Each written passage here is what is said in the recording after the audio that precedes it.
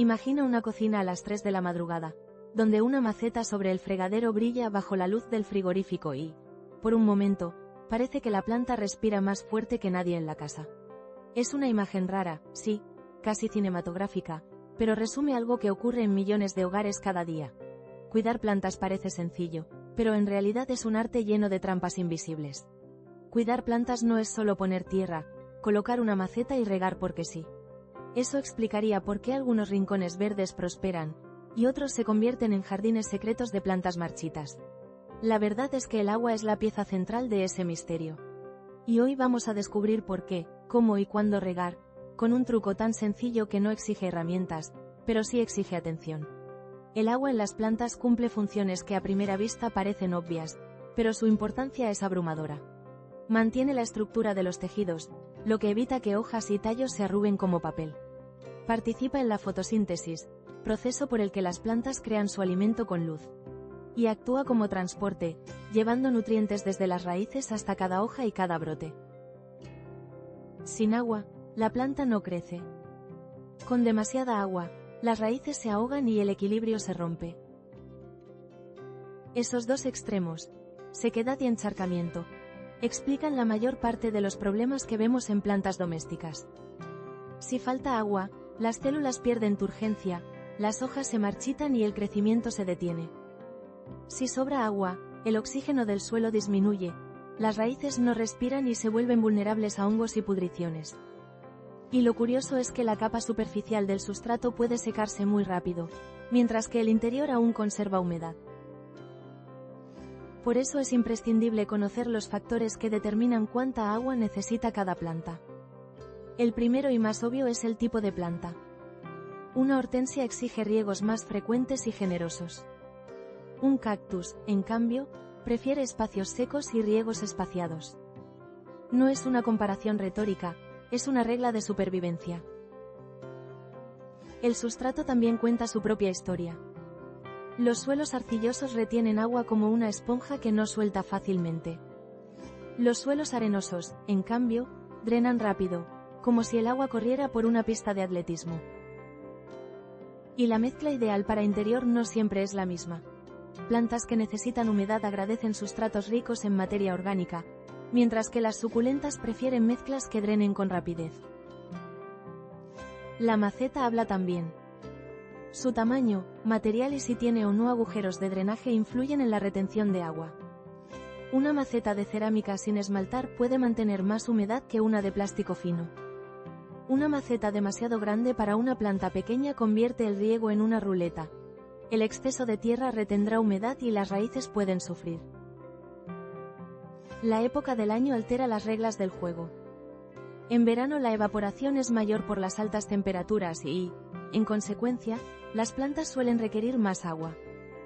En invierno, muchas especies entran en una fase de reposo y demandan menos riego. También la luz directa, la temperatura interior, la humedad ambiental y la ventilación crean microclimas que cambian la necesidad hídrica.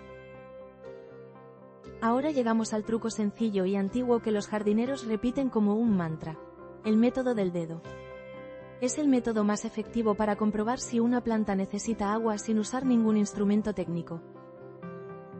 Así se hace, paso a paso. Primero, introduce el índice en la tierra hasta la primera falange o hasta que notes resistencia.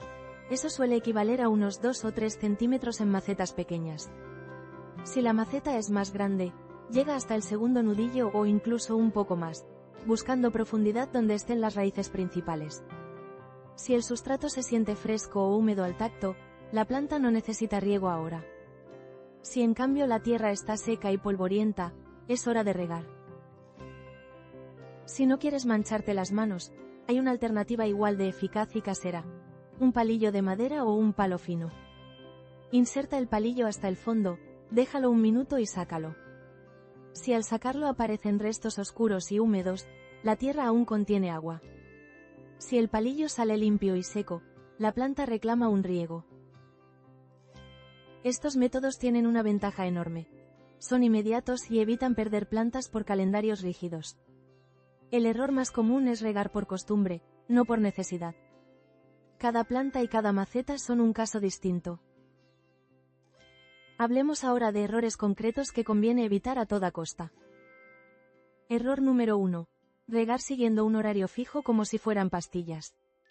Muchos aficionados riegan los lunes y los jueves sin mirar la tierra. Resultado: plantas ahogadas o sedientas sin necesidad.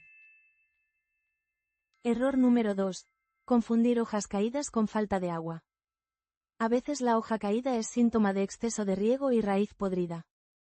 Observar el sustrato con el método del dedo aclara el diagnóstico. Error número 3. Macetas sin drenaje o platos que retienen agua.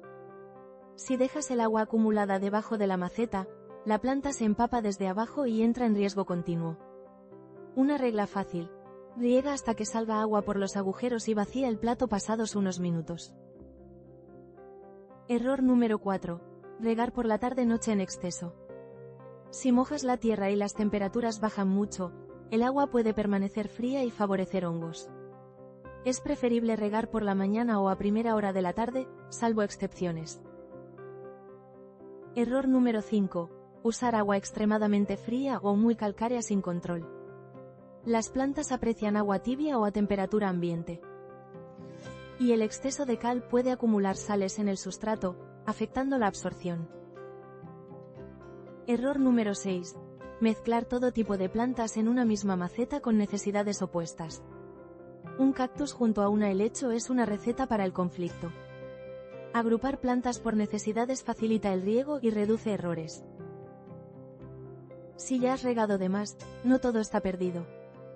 Para salvar una planta ahogada, lo primero es dejar de regar y permitir que la tierra se seque. Si hay signos claros de pudrición, lo mejor es sacar la planta de la maceta, inspeccionar raíces y cortar las partes negras o blandas. Cambiar el sustrato por uno aireado y fresco y usar una maceta con buen drenaje ayudan mucho. Para evitar problemas futuros, aquí van buenas prácticas sencillas que funcionan en la mayoría de los casos. Riega menos y profundamente. Es mejor empapar la tierra y dejar que el sustrato se seque parcialmente entre riegos, que dar pocos sorbos constantemente. El riego por inmersión también es útil para algunas especies. Colocar la maceta en agua hasta que la superficie deje de hacer burbujas, luego dejar drenar. Observa el peso de la maceta. Al moverla sentirás si está ligera o pesada. Es un indicador intuitivo que complementa al método del dedo. Fíjate en las hojas. Su textura, su color y su turgencia cuentan historias. Hojas blandas y flácidas pueden indicar tanto exceso como falta de agua. Aquí el tacto del sustrato lo decide todo.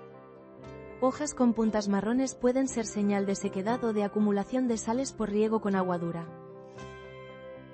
Si buscas máxima comodidad, existen soluciones como sistemas autoirrigables y medidores de humedad.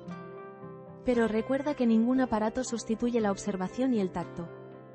La planta sigue siendo un ser vivo con cambios sutiles que la tecnología puede ayudar a interpretar, pero no a reemplazar.